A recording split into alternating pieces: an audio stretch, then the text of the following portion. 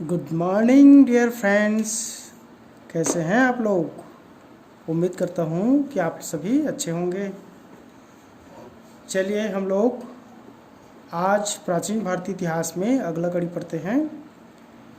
प्राचीन भारतीय इतिहास के सिलेबस को क्रम से देखेंगे कि हड़प्पा सभ्यता और उसके बाद प्राचीन भारतीय इतिहास के स्रोत क्या क्या हैं उनको हम लोग पढ़ेंगे।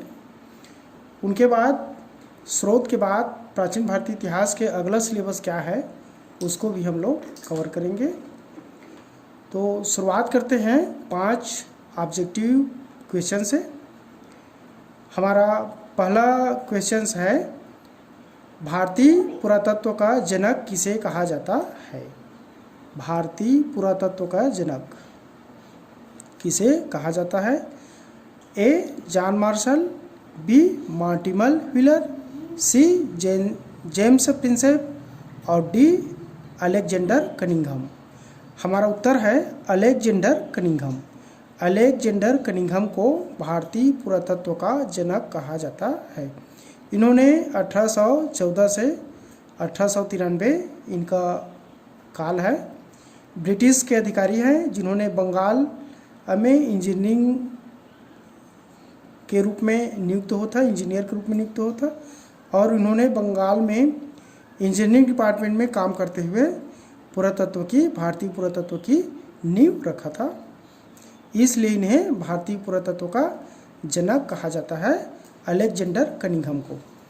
अगला प्रश्न है, किस ताम्रपाषाण स्थल को ताम्रवती के नाम से जाना जाता है। किस ताम्रपाषाण स्थल को ताम्रवती के नाम से जाना जाता है। ए बालाथल, बी आहार, सी गणेश्वर और डी कैथा। हमारा आंसर है बी आहार। ये राजस्थान में है। पिछले वीडियो में ताम्रपाषाण कालीन महत्वपूर्ण स्थल है जहाँ से ताम्रपाषाण काल का महत्वपूर्ण साक्ष्य मिला है। राजस्थान का एक महत्वपूर्ण जगह है। यहाँ से बहुत सारे तांबा शोधन केंद्र था और तांबा शोधने का मलबे का ढेर यहाँ से प्राप्त हुआ है। आहार से यह ताम्रवती नाम से जाना जाता है। ताम्रवती यानी कि तांबे वाली स्थल के नाम से जाना जाता है। पिछले वीडियो में हम लोगों ने इनको अच्छे से कवर किए हैं। तीसरा प्रश्न है, कहाँ से गर्तावास प्राप्त हुए हैं। नवपाषाणकालीन प्रश्न है ये। गर्तावास के साक्ष्य हमें कहाँ से प्राप्त हुआ है। ए कोल्डिहवा, बी बुर्जहोम, सी मेहरगढ़ और डी पांडु राजा ढीबी। हमारा उत्तर है बुर्जहोम। ये जो कि जम्मू कश्मीर में है, श्रीनगर के पास है। यहाँ से गर्तावास प्राप्त हुआ है, यानी कि लोग यहाँ पर गड्ढे में घर बनाकर रहते थे। वहीं एक अन्य स्थल है गुपक्राल, वो भी श्रीनगर में है, जम्मू कश्मीर में है। दोनों स्थल से गर्तावास के साक्ष्य प्राप्त हुए हैं। अगला चौथा प्रश्न है, ताम्रपाषाणिक लोग सावधान करता था। ए उत्तर पूर्व दिशा में, बी उत्तर दक्षिण दिशा में, सी उत्तर पश्चिम दिशा में और डी पूर्व पश्चिम दिशा में। हमारा उत्तर है बी उत्तर दक्षिण दिशा में। ताम्रपाषाण काल के लोग उत्तर दक्षिण दिशा में शव को कलश में रखकर अपने घर के आंगन में दफना देते थे। ये ताम्रपाषाण कालीन लोगों का सावधान का साक्ष्य है। ताम्रपाषाण कालीन स्थल है ए मेहरगढ़, बी बागोर, सी आहार और डी संगन कल्लू। हमारा उत्तर है आहार। मेहर नवपाषाण कालीन स्थल है, बागोर मध्यपाषाण कालीन स्थल है, संगन कल्लू मध्यपाषाण कालीन स्थल है, किंतु आहार जो है वह ताम्रपाषाण कालीन स्थल है। हमारा उत्तर है सी आहार। अब आप लोगों के लिए 2 प्रश्न हैं, इनका उत्तर आप लोगों को ढूंढना है। व्हाट हैपेंड इन हिस्ट्री, यह पुस्तक के लेखक कौन है। व्हाट हैपेंड इन हिस्ट्री पुस्तक के लेखक कौन है। ए रॉबर्ट फुट, बी कनिंघम, सी वी.जी. चाइल्ड और डी जॉन मार्शल। इनका उत्तर आप लोगों को ढूंढना है। एक और प्रश्न है, निम्न में से कौन सा स्थल प्राग ऐतिहासिक चित्रकला का साक्ष्य प्रस्तुत करता है। प्राग ऐतिहासिक चित्रकला, प्री हिस्टोरिक पेंटिंग आर्ट्स के साक्ष्य कहाँ से प्रस्तुत करता है? ए आदमगढ़, बी भीमबेटका, सी अजंता और डी बाग। इनके उत्तर आप लोगों को ढूंढ लेना है या हमको कमेंट बॉक्स में बताना है। चलिए आगे हम लोग पढ़ेंगे प्राचीन भारतीय इतिहास के सिलेबस को, देखेंगे कि कब किस किस सिलेबस को पढ़ना है। हमको पाठ्यक्रम या सिलेबस को पढ़ना है, प्राचीन भारतीय इतिहास के सिलेबस को कवर करेंगे। देखते हैं अब हड़प्पा या सिंधु घाटी सभ्यता। पहला है हड़प्पा या सिंधु घाटी सभ्यता। एक ही सभ्यता के तीन नाम हैं, उनको हड़प्पा कालीन सभ्यता कहा जाता था और सिंधु सभ्यता या सिंधु घाटी सभ्यता के नाम से भी जाना जाता था।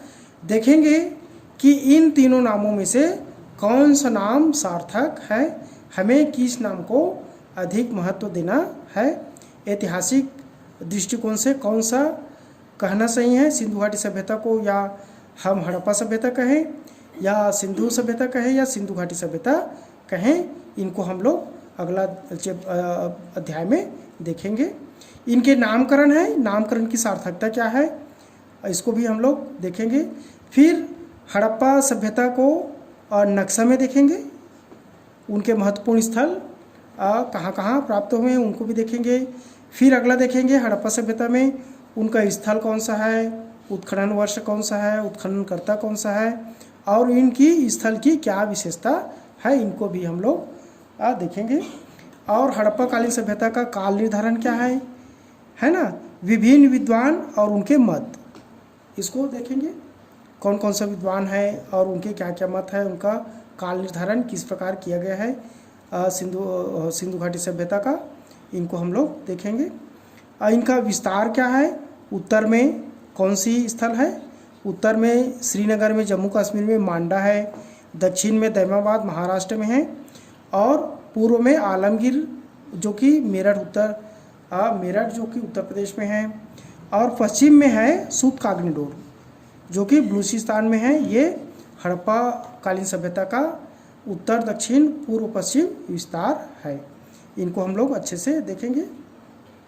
सिंधु घाटी सभ्यता का निर्माता कौन था, क्या द्रविड़ थे, प्रोटो-ऑस्ट्राइड थे या भूमध्य सागरीय लोग थे, इनको हम लोग इनके अध्ययन समय में डीप स्टडी करेंगे, कवर करेंगे, इसको देखेंगे। हड़प्पा सभ्यता का मुख्य स्थल को भी देखेंगे, हड़प्पा मोहनजोदड़ो कहाँ पर है, कालीबंगा कहाँ पर है, इनकी क्या क्या विशेषता है, लोथल गुजरात में है, यहाँ से गोडी यानी कि डाकयार्ड का साक्ष्य मिला है, वहीं अग्नि वेदिका मिली है लोथल से, वहीं कालीबंगा से जुते हुए खेत के प्रमाण मिले हैं।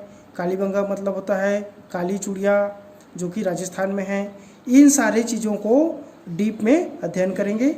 वैसे चन्हूदड़ो, बनावली, धौलावीरा, कोटदीजी और अन्य नगर को भी हम हड़प्पा कालीन सभ्यता में आगे अध्ययन करेंगे। इनके सिलेबस को हम इस प्रकार देखेंगे। अब देखते हैं सिंधु घाटी सभ्यता का इस क्षेत्र कहाँ है और उस क्षेत्र में स्थित स्थल कौन कौन से हैं, जैसे कि राजस्थान में कौन कौन से स्थल पाया गया है और आपका सिंध में बलूचिस्तान के क्षेत्र में कौन कौन से क्षेत्र पाया गया है, हड़प्पा कहाँ स्थित है, मोहनजोदड़ो कहाँ स्थित है, उनकी क्या विशेषता है, उनको भी हम लोग इसमें देखेंगे। जैसे कि ये बलूचिस्तान है, बलूचिस्तान में क्या क्या पाया गया है, मेहरगढ़ नवपाषाण कालीन स्थल है, लेकिन हड़प्पा सभ्यता में भी इसको पढ़ेंगे। हड़प्पा सभ्यता की महत्वपूर्ण विशेषताएं अगला टॉपिक है, इस हड़प्पा सभ्यता का सिलेबस में अगला टॉपिक है। ये नगर नियोजन इनकी महत्वपूर्ण विशेषता है। सड़कें समकोण बनाती हुई एक दूसरे को काटती थी, सीधी जाती हुई थी और इनके घर जो है मुख्य सड़क पर खुलते थे। इस प्रकार इसको भी कवर करेंगे। राजनीतिक व्यवस्था, क्या हड़प्पा कालीन लोग राजनीतिक व्यवस्था में आ चुके थे, वहाँ पर राजनीतिक व्यवस्था का विकास हो चुका था या नहीं हुआ था। जैसे कि वहाँ के नगर नियोजन को देखते हैं, शहरीकरण का विकास हो चुका था। इससे जल निकासी की व्यवस्था, सड़क व्यवस्था और बहुमंजिला मकान, आपका मोहनजोदड़ो से पाया हुआ ग्रेट बाथ और विशाल अन्नागार, ये सारी चीज़ें हमें किस ओर इंगित करता है कि वहाँ आज की जैसा कोई नगर निगम जैसे कोई व्यवस्था रही होगी। इसको भी अध्ययन काल में देखेंगे। उनके धार्मिक विश्वास क्या था? मातृ देवी की पूजा करते थे और पीपल के वृक्ष मिला है, एक नटराज के साक्ष्य भी मिला है, बहुत सारे धार्मिक महत्व के मनके मिले हैं। इनसे उनके धार्मिक जीवन पर प्रकाश पड़ता है। और हड़प्पा कालीन लोग के आर्थिक जीवन किस प्रकार था? वे कहीं पर व्यापार करते थे, जैसे मेसोपोटामिया में, सुमेरिया में और अफगानिस्तान के क्षेत्र में किन किन चीज़ों का वे व्यापार करते थे, इनको भी देखेंगे। उनकी लिपि क्या है? हड़प्पा कालीन सभ्यता का लिपि जो कि अब तक पढ़ा नहीं जा सका है।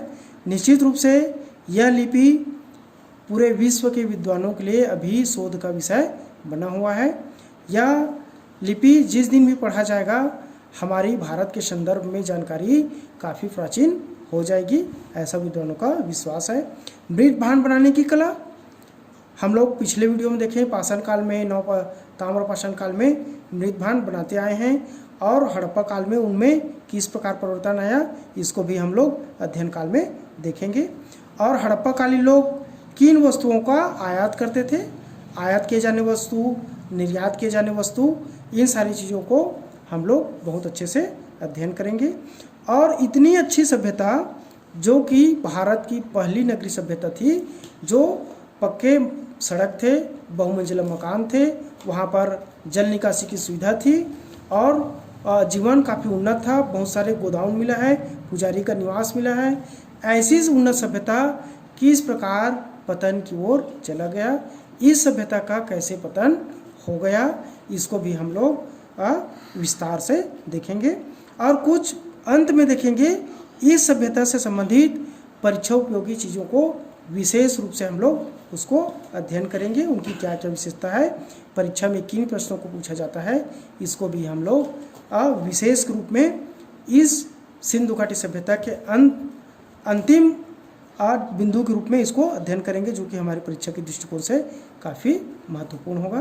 तो चलिए दोस्तों, आप लोग बने रहें मेरे साथ और अपने लक्ष्य को प्राप्त करने की दिशा में हम लोग आगे बढ़ते हैं। आप लोग भी अच्छी किताबें पढ़िए और मेरा ऐसा विश्वास है कि कोई भी चीज़ प्राप्त न हो सके ऐसा संभव नहीं है। अगर हम में दृढ़ विश्वास है और कठिन मेहनत करने की क्षमता है तो निश्चित रूप से हम लोग अपने उद्देश्य को प्राप्त करने में सफल होंगे।